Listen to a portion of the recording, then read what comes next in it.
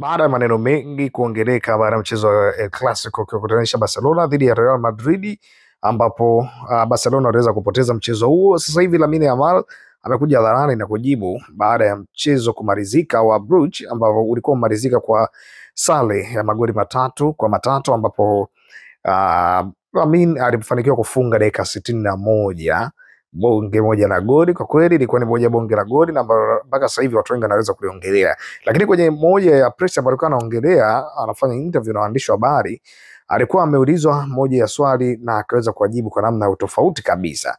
Watu wengi walikuwa wanafananisha goli lake na la Lionel Messi, lakini yeye akasema kulifananisha na goli la Messi hapana, kwa sababu Messi amefunga magoli mengi kweli kweli yanayofanana na hili, so siwezi kujifananisha naye mimi kwa namna yoyote ile. Mimi niko hapa kuweza kukua, lakini pia na kuenda kwenye mstari ambao mimi nahisi ni sahihi na ambao utakuwa unanifaidisha mimi mwenyewe. Hili ni moja ya jibu ambalo watu wengi kule hawakutegemea, kwa sababu siku zote amekuwa ni mtu ambaye anashambuliwa sana, lakini sambamba na hapo amekuwa ni mtu ambaye kama wa majigambo hivi, kwa watu ambao wanamfahamu sana, kwa sababu kabla ya mechi na Real Madrid alikuwa ni mtu ambaye alifanya moja ya interview na kwa kweli akaweza kuwashambulia kweli kweli Madrid, jambo ambalo wengi wanaeleza kama iliweza kuwapa morali kubwa zaidi wachezaji wa Madrid na hatimaye kuweza kupelekea ushindi kwao.